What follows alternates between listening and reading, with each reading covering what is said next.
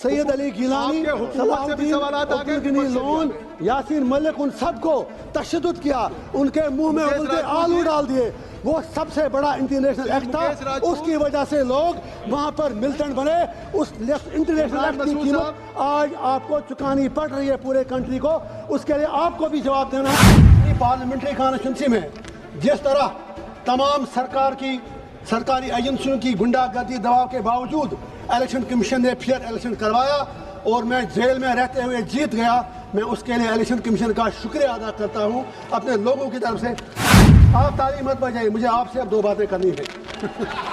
तो ये बात आ गई आपकी बात नहीं, आप इनकी बात भी करिए। इंजीनियर साहब सर आपने जिस तरह से अब बात करने दीजिए ना सर। जज्बात की तर्जुमानी की है, शुक्रिया वो आपके पूरे वतन तक चली। शुक्रिया। अब नहीं, शुक्रिया सर, आप मुझे इनसे भी बात करें प्लीज। आज खुदा के वास्ते मुझे आज 2-4 मिनट दीजिए। इंशाल्लाह बहुत ही इंपॉर्टेंट बात है, बहुत ही इंपॉर्टेंट बात है। मैं ये कह रहा हूँ, या तो आप इलेक्शन रिफॉर्म्स कर लीजिए, जेल से be serious for a while please, for God sake, don't make mockery of the सबस। आपकी देशभक्ति हमने देखी, जब वंदे मातरम पर डिबेट था कोई नहीं था यहाँ पर, हमें आप क्लास में बिठा के रखते हैं, भाग जाते हैं।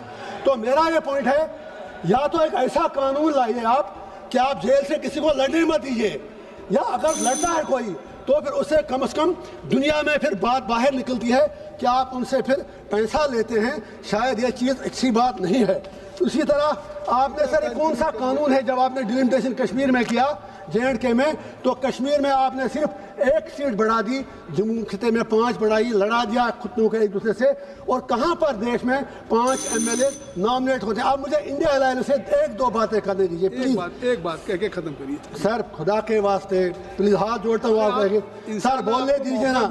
अरे सर प्लीज देखे ना, प्लीज देखे, बात तो सुनिए। मैं भी त्योहार जा रहा हूँ, ये घर जा रहे हैं अपने, रहम तो कीजिए मुझ पर। भूख हड़ताल पे हूँ सुबह से, कुछ तो रहम कीजिए, बोलने तो दीजिए। मैं पप्पू यादव जी को मुझे उनका सम्मान है। सर सुनिए ना प्लीज, मैं वहाँ आऊँगा फिर। मैं ये इंडिया अलायंस से बात करना चाहूँ, आप फैसला कर दो। आप तो एक तरफ कहते हैं वोट चोरी होती है, आपके इंडिया अलायंस के पार्टनर जो हमारी स्टेट के बड़े लीडर हैं वो कहते हैं इलेक्शन फेयर हुआ, लेकिन दूसरी तरफ कहते हैं मैं इसलिए हारा क्योंकि वहाँ पर इस्लामाइजेशन और रेडिकलाइजेशन थी। उनके MPs यहाँ कहते हैं नहीं इलेक्शन फेयर हुआ, कुछ कहते हैं नहीं हुआ।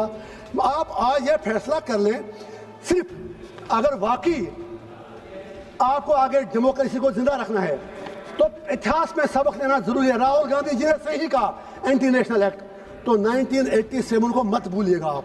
1987 में मुकेश राज 1987 में आपके सवाल आ गए।